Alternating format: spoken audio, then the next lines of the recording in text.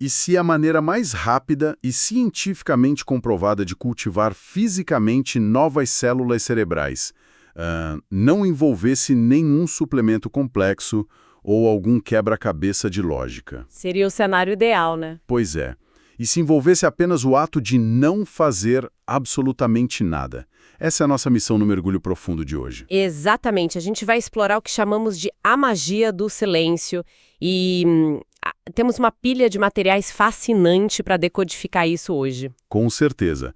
Temos desde dados de pesquisas da Universidade Duke sobre neurogênese até análises corporativas sobre como falar demais destrói a liderança. E a gente vai cruzar tudo isso com a sabedoria milenar do estoicismo, textos de Baruch Spinoza e o conceito de Mauna na tradição hindu. É uma mistura em tanto. Sim, mas o que precisamos desconstruir logo de cara é aquela visão bem infantil que a gente tem do silêncio, sabe? Aquela coisa de achar que quem fica quieto é tímido ou submisso. Perfeito. É bem isso. Historicamente, o silêncio é lido como uma ausência. Mas os textos e as pesquisas mostram o exato oposto. É uma ferramenta ativa, então. Totalmente. É uma ferramenta biológica e tática. Trata-se de usar a contenção verbal e mental para blindar projetos, solidificar a autoridade em momentos de crise e até criar um reset literal no cérebro. Então a grande questão que fica no ar, para guiar nossa conversa, é como a ausência de som se transforma na prática na presença de poder. Essa é a pergunta de $1 milhão. Pois é. E para não ficarmos só na abstração, acho que a biologia é o melhor ponto de partida, né? O que a nossa máquina craniana faz quando o ruído finalmente para? A resposta está na forma como o nosso sistema nervoso processa ameaças. O nosso córtex auditivo, por exemplo, está sempre escaneando o ambiente. Até quando a gente está dormindo. Até dormindo. É tipo um radar que não desliga nunca. E esse escaneamento ininterrupto funciona como um arame farpado neurológico, sabe? Nossa, que imagem forte! Sim, porque qualquer ruído constante mantém as glândulas adrenais bombeando cortisol, que é o hormônio do estresse. O cérebro entende que tem muita atividade e, logo, possível perigo. Faz sentido. A gente fica em estado de alerta o tempo todo. Exato.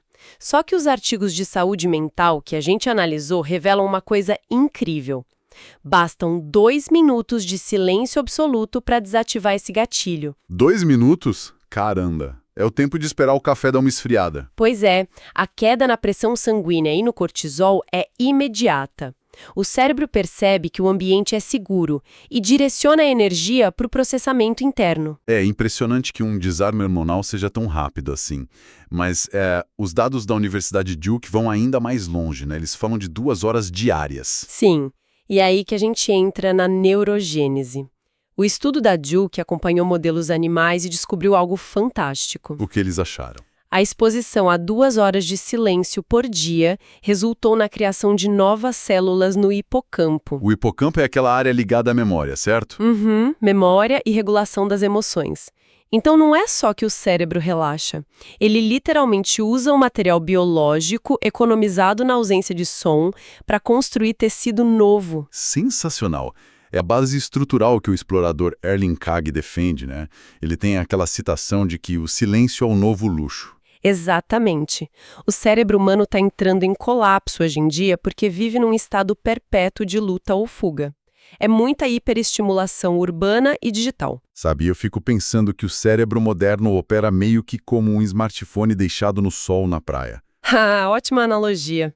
Ele fica superaquecido, cheio de aplicativos pesados rodando em segundo plano, consumindo a bateria toda. E o silêncio forçado atua como aquele botão de reiniciar. Isso. Ele não apaga o que importa, mas fecha todos os processos inúteis que estão esgotando a máquina. Isso dialoga muito com aquela fonte do canal Meditar para Despertar. Sim! Onde a prática de focar só na respiração é descrita não como uma coisa mística, mas como uma faxina na memória RAM do cérebro. Perfeito. Uma faxina para a gente conseguir discernir o que é um problema real do que é só paranoia induzida pelo estresse. E é por causa dessa necessidade de processamento limpo que a hiperestimulação virou um vício social tão perigoso. Fomos doutrinados a achar que, para existir, a gente precisa emitir ruído. Aquela lógica de que, se não tem postagem, se não tem opinião sendo dada, a existência perde o valor, sabe? Exato! Mas a biologia prova o contrário. A construção do tecido cerebral mais nobre exige quietude. Bom, se a biologia exige essa quietude ininterrupta para construir fundações no cérebro, faz sentido que a construção de grandes metas de vida obedeça a mesma regra, não acha? Com toda certeza. Quando a gente passa da biologia para o comportamento social, o silêncio vira um escudo. É aqui que entra aquele material da Aline Marra, sobre o conceito de crescer em silêncio, ou de ativar o modo caverna. Nossa, sim! Ela traz a metáfora do bambu chinês, que é simplesmente fantástica. É muito boa mesmo. Para quem não conhece, a semente do bambu passa anos debaixo da terra, no escuro e no silêncio absoluto, crescendo só para baixo. Uhum. Criando um sistema de raízes massivo e invisível, né? Isso. E só depois de anos estruturando essa base é que o broto rompe a terra e atinge alturas gigantescas muito rápido. E por ter essa raiz oculta tão forte, não tem tempestade que consiga derrubar ele. O cerne dessa metáfora é mostrar a fragilidade da criação no estágio inicial. A regra de ouro dela é muito tática. O que ninguém sabe, ninguém estraga. Exato. Projetos pessoais, planos financeiros, mudanças de carreira, tudo isso é muito sensível à dúvida na fase embrionária. Quando a gente expõe um projeto imaturo para o mundo, não estamos só compartilhando uma ideia, né? Não mesmo. Estamos convidando projeções irreais, cobranças e comparações inevitáveis. O material lista 4 perfis de pessoas que sempre vão cruzar o caminho de quem está nessa jornada de crescimento. A análise é fascinante. É bem cirúrgica. O primeiro grupo é óbvio, né? Aqueles que ativamente não suportam o sucesso alheio. Os famosos invejosos. O segundo grupo é o dos oportunistas, que só aparecem quando a árvore já está dando fruto. Uhum. E o quarto grupo, lá na outra ponta, são os raros apoiadores incondicionais. Aqueles que seguram a barra na tempestade. Mas é o terceiro grupo que me parece o verdadeiro campo minado.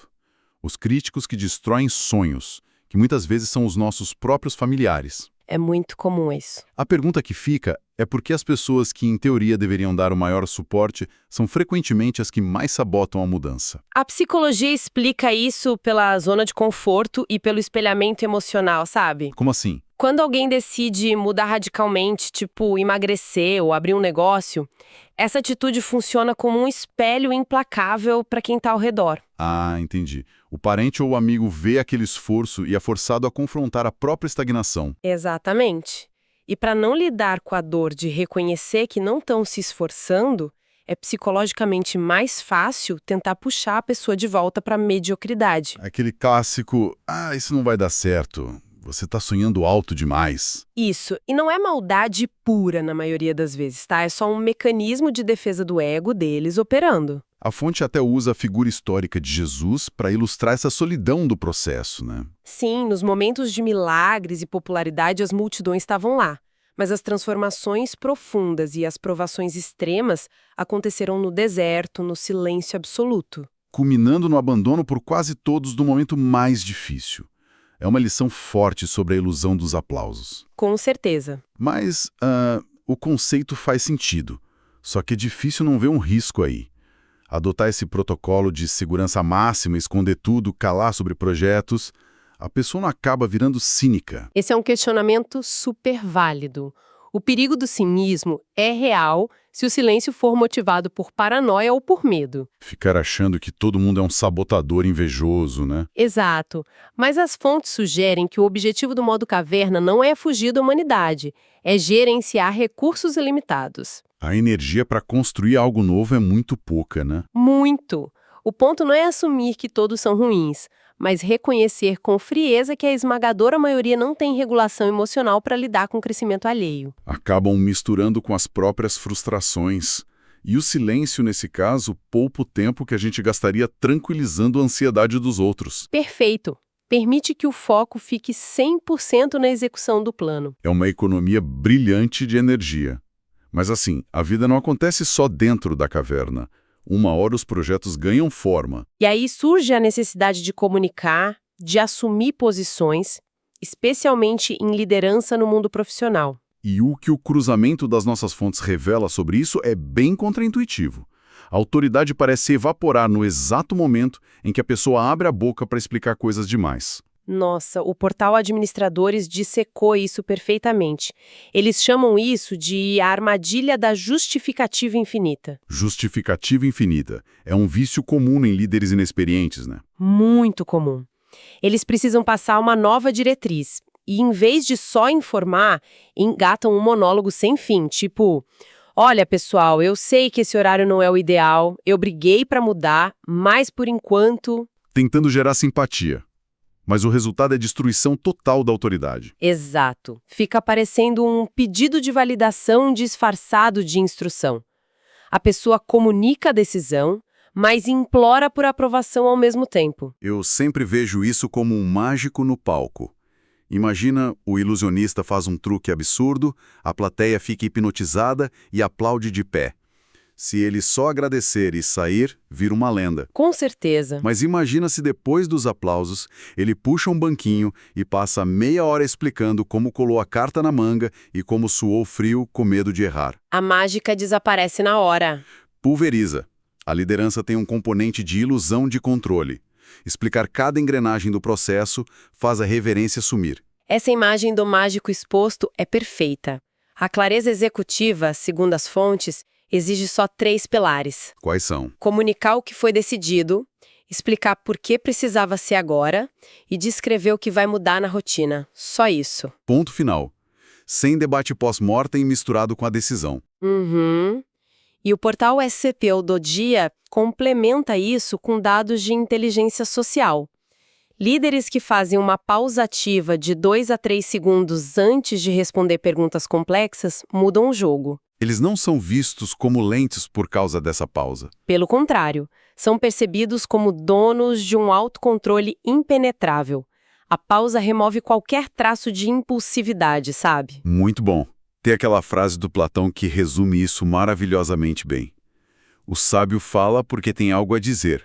O tolo fala porque precisa dizer algo. E a incontinência verbal como sintoma de insegurança, né? Pois é.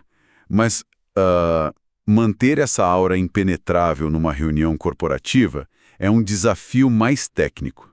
O verdadeiro teste do silêncio não acontece no escritório. Onde você acha que acontece? Quando a agressão é profundamente emocional e vem de pessoas que sabem onde apertar os nossos botões. Nossa, nesse terreno, O Portal Uai, junto com os ensinamentos do canal Caminhos da Alma, trazem ferramentas bem pesadas. A base é Baruch Spinoza, né? isso mesmo. O princípio clássico dele é não rir, não chorar, não se indignar, mas compreender. A filosofia aqui cruza com aquela neurobiologia que a gente falou no início. Quando vem aquele comentário passivo-agressivo, a reação padrão é o sangue subir na hora. É o pico de indignação. Mas o que os estoicos propõem é o uso de um escudo invisível, através de uma coisa chamada de lente do antropólogo. Lente do antropólogo. Seria tipo observar o evento sem fazer parte dele emocionalmente? Precisamente. Em vez de receber a provocação como um golpe na sua identidade, a orientação é recuar internamente. Você observa o agressor com uma curiosidade clínica. E ao analisar o comentário, a pessoa percebe que ele fala inteiramente sobre a amargura ou insegurança de quem falou, né? Exato. O veneno pertence à serpente. Compreender o trauma do outro funciona como um neutralizador imediato para a nossa própria raiva. Eu acho esse exercício mental genial. É como colocar um chapéu de explorador no meio do almoço de domingo e narrar um documentário mentalmente. Narra aí, como seria? Tipo, observemos agora o espécime tentando desesperadamente validar o próprio ego ao criticar a roupa de outro membro do bando. Nossa, é maravilhoso. Alivia muito a tensão. Ajuda a tirar o peso da ofensa, né? Mas sendo pragmático, a teoria é linda até o sangue ferver. Segurar a resposta por muito tempo não dá uma úlcera. Como evitar que esse silêncio vire uma panela de pressão? Essa é a linha que separa o adoecimento da verdadeira resiliência. Os materiais deixam bem clara a diferença entre o silêncio da omissão e o silêncio intencional. Qual o perigo do silêncio da omissão? Ele é tóxico. É quando a pessoa tranca os dentes, cala a boca, mas a mente entra em colapso. Fica criando dezenas de diálogos imaginários destruindo o oponente. O corpo continua produzindo cortisol e adrenalina, mas sem via de escape. Isso corrói o estômago e a imunidade. Exatamente. Mas o silêncio intencional é diferente. Ele não envolve suprimir a raiva. Ele envolve impedir que a raiva seja fabricada em primeiro lugar. E como a gente faz isso virar intencional? Tem a técnica de inspirar fundo e contar mentalmente até 7 antes de engajar. Não é um truque para reter ódio. É o tempo para o cérebro processar, certo? Isso é o tempo exato que o córtex pré-frontal precisa para assumir o controle que a amígdala tentou sequestrar com a provocação. Ah, então rola um reconhecimento consciente. Tipo, eu não vou entregar a direção da minha emoção para alguém que não controla nem a si mesmo. Perfeito. A ofensa bate no escudo estoico e cai no chão. O ressentimento não se cria, porque a ofensa simplesmente não entra. O silêncio atua como um isolante puro. A corrente elétrica encosta, mas não dá choque. Sensacional. Bom, a gente passou pela biologia, pela estratégia de esconder projetos e pela blindagem estoica. E tem mais um nível nessa investigação. O mergulho nas águas mais profundas dos nossos materiais, né? Porque até agora o silêncio foi tratado como uma ferramenta utilitária, uma vantagem. Exato. Mas as fontes mais densas mostram o silêncio como o berço de onde tudo surge. A gente entra na esfera onde começa a criatividade fundamental. A enciclopédia nos trouxe o conceito de Mauna, da filosofia hindu. No Ocidente, a gente acha que silêncio é só decibéis marcando zero. Mas para os praticantes de Mauna, o silêncio mecânico, sem a paz interna, não serve de nada. Ramana Maharshi ensinava que o Mauna autêntico é a obliteração temporária do ego. Tem aquela citação da Anand Maima, que é muito forte. Ela alerta que costurar a boca e não emitir som é ilusão. Ela diz que o silêncio supremo ocorre quando a mente e o coração entram numa fusão tão colossal que a natureza humana congela como uma rocha inerte. Não sobra espaço para o eu que sente medo ou desejo. E é muito fascinante notar como o Rigveda usa o termo asat para mapear isso. Asat é o vazio vibrante, o silêncio que precede qualquer percepção de realidade. E se a gente trouxer isso da mística para a neurociência, podemos pensar na rede de modo padrão do cérebro. Se passamos o dia focados em tarefas e barulho, a mente fica presa em trilhos fixos. Quando adotamos o silêncio profundo, a gente abandona o esforço. E é aí que o subconsciente ganha espaço para reorganizar a desordem. É tipo tentar organizar uma mesa bagunçada mudando os papéis de lugar versus virar a mesa de uma vez, esvaziar tudo e começar do zero. Essa neurociência da inatividade explica perfeitamente o processo criativo do Albert Einstein que está nas nossas fontes. Nossa, sim, o caso do Einstein é clássico. Relatam que ele ficava preso num problema matemático, pensando 99 vezes seguidas, sem chegar a lugar nenhum. A epifania nunca vinha do esforço barulhento, né? A solução só aparecia quando ele parava de lutar contra o problema e ia nadar no silêncio. O silêncio não resolvia a equação fazendo conta. Ele conectava as áreas isoladas do cérebro que o foco tenso estava bloqueando. O silêncio atua como tecido conectivo da inovação, então. Sem ele, temos só pontos isolados de dados. Com ele, o cérebro tem o palco limpo para achar o padrão escondido. Isso subverte tudo. A sensação que fica é que o silêncio não é uma sala vazia. É uma sala de arquivos transbordando de respostas e soluções inovadoras. E a ironia é que essas respostas estão impressas com uma tinta que só reage à escuridão e à quietude. Perfeito. Enquanto as luzes de neon da ansiedade e os alto-falantes da conectividade estiverem ligados, a tinta continua invisível. A síntese de tudo isso revela uma consistência assustadora entre áreas que quase não conversam. A neurociência evidencia que desligar o ruído reduz o cortisol e reconstrói o hipocampo. A inteligência tática, através da metáfora do bambu, mostra que calar sobre os próprios passos blinda o futuro.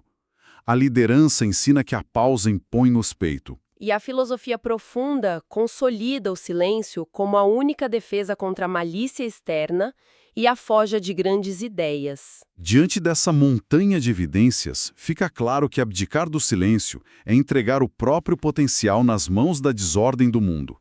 E para quem está ouvindo a gente, há uma conclusão que precisa ecoar. Vivemos no ápice tecnológico da história, né? Cercados pela maior distração já projetada. Nunca foi tão fácil preencher o vazio com barulho e opiniões. Mas se todas as grandes forças vitais exigem as fundações do silêncio, fica uma provocação para o futuro. Será que a capacidade de resistir ao vício do barulho não vai ser a fronteira definitiva das próximas décadas? Uma linha divisória cruel entre a minoria que domina a própria mente e a maioria controlada por estímulos externos. Pois é. E o convite final para quem está acompanhando a gente não é só para reflexão, é prático. Procurem um ambiente mais caótico possível hoje. Uma praça, um ônibus lotado, um escritório barulhento. Façam o exercício de ficar na mais absoluta imobilidade verbal e mental por alguns minutos. Observem a coreografia ansiosa de quem precisa falar sem parar para provar que existe. E notem o poder absurdo que reside em simplesmente não participar desse jogo. Até o próximo mergulho profundo.